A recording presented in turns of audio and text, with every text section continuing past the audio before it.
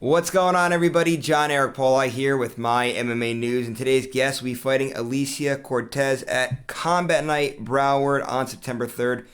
Pleased today to be joined by Ashley Molina. Ashley, nice seeing you. It's looking forward to this conversation. You're a big winner of a contest. We're gonna get that in just 1 second, but first, let's welcome you in here. Thanks for doing this. Really appreciate the time. Thank you for having me. I appreciate you guys and the time you're putting in for me. All right, so let's tell everybody about this contest here. So, my MMA News, we ran a contest in which you won a sponsorship from us. How this worked was you had to be nominated by your peers as a amateur fighter that was believed to be in the UFC one day. So, let's start right there. What does that mean, just like getting that from your peers, that they were able to send so many kind words of encouragement to us that you were then obviously nominated and chosen as this winner? It means a lot to me, honestly, the fact that they have that believe in me. Not only that I have that for myself, but to have it with my peers and my supporters, friends, family, and all that. It really means a lot, and it pushes me to continue to do what I do and to still enjoy the process through it. So I'm honestly very grateful for it, and I think it's pretty awesome. Definitely is. And actually, for this contest, too, there was going to be two winners selected. The other winner actually decided to take a pro fight, making them ineligible, which actually kind of leads me to my next question. Because it's very tough to do this, right? When you're in an amateur status, or even, in all honesty, in your very early pro status, just going through the whole process of getting sponsors and everything. Being an up and coming fighter is not an easy thing to do. Just talk about this process of not anything to do with the whole entire physical side of going to training camp, but just that whole outside thing of getting sponsors, getting people behind you, getting people to come to an arena. It's going to be in a very small venue and everything that goes into fighting in these smaller shows. I mean, it's pretty hard, I guess, if you're not really good at with networking. And that's something I'm still trying to learn and grow into the sport because it has a lot to do with networking and just reaching out to people, messaging, visiting places like to brand and promote yourself. I try my best to do it through social media or have my friends to repost me and just honestly just reaching out and hoping for the best as someone like replies back and helps out. I get that too. I know going through the whole entire working system of networking and everything else, it could be difficult at times. One other thing too for fighters that are in a situation, amateur, even very early pro, I've noticed is staying active is a huge thing, and you guys fight Right. all the time. What are some of those keys to staying busy and staying active and keeping your body in good enough shape to go out and compete multiple times a year? Honestly, a good diet, staying disciplined with your training, and just being consistent. That's what I feel like that's what you need to do.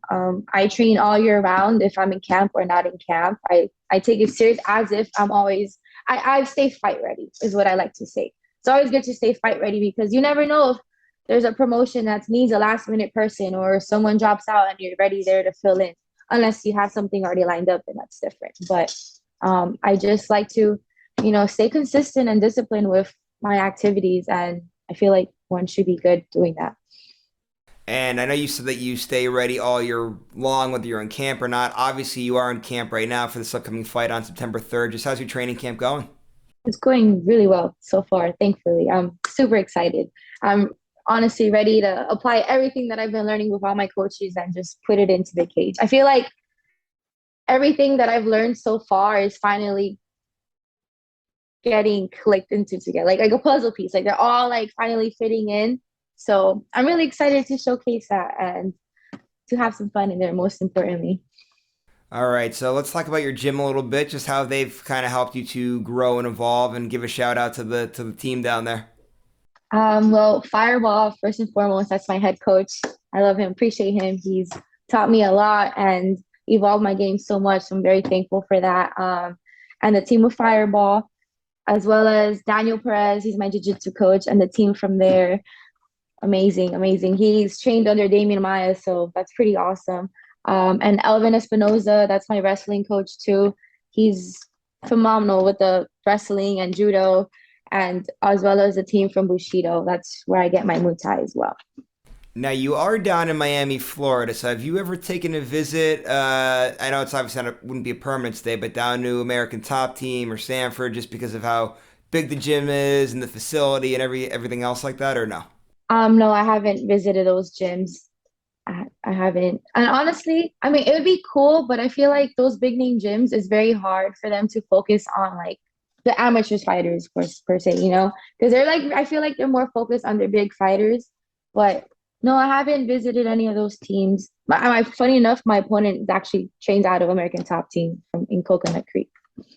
Okay, I got you. And it's funny too how like the sport works. Every fighter is different. Every athlete's different. I know fighters that swear by the bigger gyms. Other ones they'd rather not, like you were saying, because you get more attention sometimes at a smaller gym, which is obviously very beneficial as well. So I know it's obviously up to the fighter. I was just curious with the location and all that since you're down there in Miami. But let's talk about your opponent now. Just what have you seen out of your opponent? Have you been scouting her? And are you in a position too where a lot of younger fighters that I talk to will be in a spot where a lot of times it's not necessarily about a specific opponent. It's more about going out there and perfecting what you need to perfect as a young fighter in your career.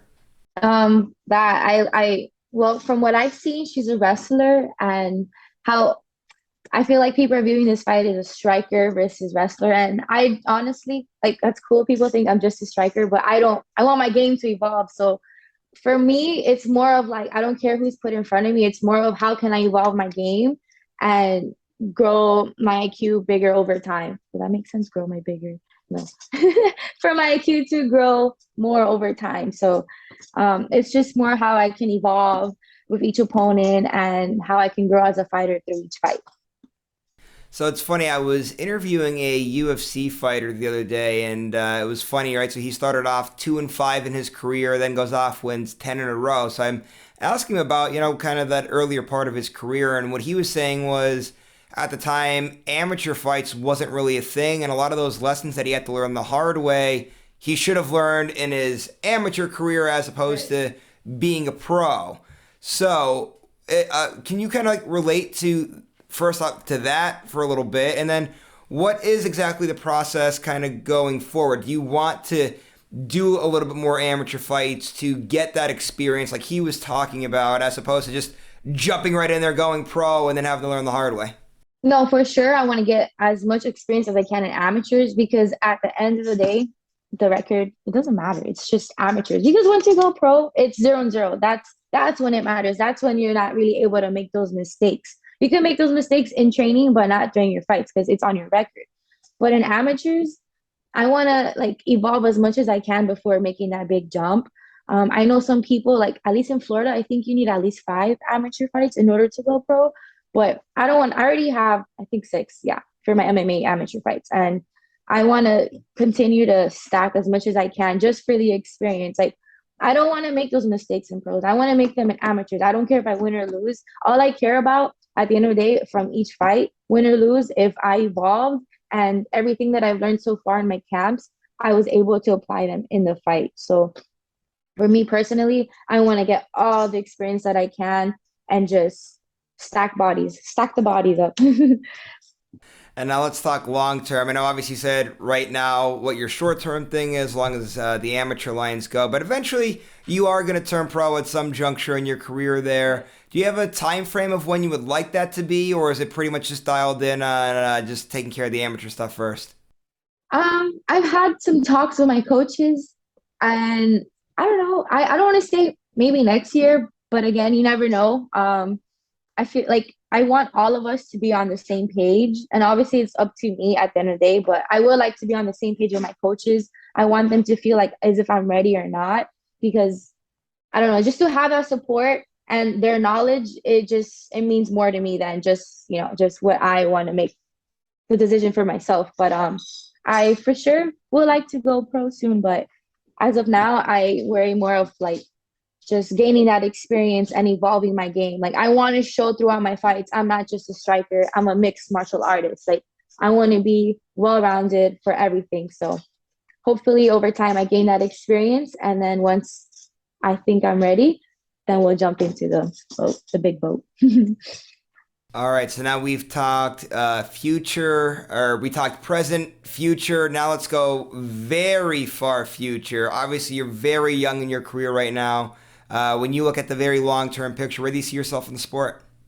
Oh, I see myself as one of the best, one of the best mixed martial artists that there is. I always tell myself that when I wake up, I have a journal that I write into, like daily affirmations or like things that I'm thankful for, and that's something I always I like to express to myself. Um, I've always been the type to, if I want something, I'll go for it and I'll go get it. So that's the mindset I've always had growing up, and honestly, like having confidence in myself, I do see myself doing very, very well in this sport and be world champion one day, be known as one of the best mixed martial artists, like well respected. And hopefully I'll continue to get all the knowledge from like these great coaches, the ones that I have on by my side as well. So I see really good things for me. So you're in a spot probably very similar to like what I'm in my career, where obviously this is my passion, this is what I would like to do full time one day, but obviously at this point in time, other things have to happen. So I also work other jobs, right? I bartend a few nights a week at a local casino. I do some side work for a local TV station, doing some editing work. I'm sure you probably have other jobs as well. So what else are you doing? Honestly, this is my full-time job. I just recently did get a part-time, but I only work 2 days out the week. So it doesn't interfere with my schedule of training, thankfully. But this is my full-time job. I do this Sunday to Sunday. I'm always training. If I'm not in the gym, I'm studying. And if I'm not studying, I'm sleeping because I need my rest.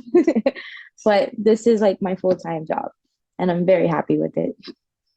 I say, and that's something too for a very young fighter to get that gym experience that you're getting too, because a lot of fighters, like I was saying, in that spot in your career. I mean, I've seen people that are just starting off in the UFC that still have to a lot of times work and do different things like that. How beneficial is it that you're able to get all of that time in the gym that other fighters early on in their career that you might be going against aren't getting? Um, well, I feel like it benefits me a lot since I'm there every day and I'm always learning. I'm always willing to take in information that they're teaching me. It's something new every day, and that's the beauty of it. You're always learning and evolving. So I feel like the days that I don't miss, I'm able to be there to learn it and soon to apply it into like the real world or inside the cage. All right, Ashley, it's been a great conversation today. Really appreciate the time. Last thing before you roll out, go ahead and plug your social media so everybody knows where to follow you at. If you have any other sponsors, management, whoever you can give a shout out to, floor is yours. Take it away. I want to give a shout out to my sponsors, South Florida Pressure Washing, Above and Beyond Learning, as well as I Massage and Stretch. I want to also give shout outs to my coaches, Fireball MMA, which is Josh Mercado, our team with Fireball, my team from Daniel Perez, Bushido, and as well as Alvin Espinoza and Glow, my strength and conditioning coach, and all my friends and family that watch and support me throughout this journey, especially my fans. I appreciate you guys tons, and it means a lot. And appreciate you for having me on your show. I mean, in the interview, sorry. Ashley, no problem at all. Again, thank you so much for all the time here today. I really appreciate it. Best of luck with your upcoming fight. Again, her fight is on September 3rd, so make sure you guys have your eyes out for that. And again, Ashley, congratulations to you too. I know you were a winner of ours here at My MMA News. That contest, of course, was for amateur fighters, had to be selected by their peers as somebody who they believe will be in the UFC one day. So again, congratulations on that sponsorship and the My MMA News t-shirt coming your way as well there. And to everybody that watched today's interview, really appreciate your time as well. Hope you enjoyed it. If you did, please go to the bottom, give this video a thumbs up, subscribe to this YouTube channel if you haven't done so already, and keep your eyes out for MyMMAnews.com, checking out all of our great work. Please go to our social media pages as well. Give us a like and a follow on there if you haven't done so already. We'll see you later, everybody.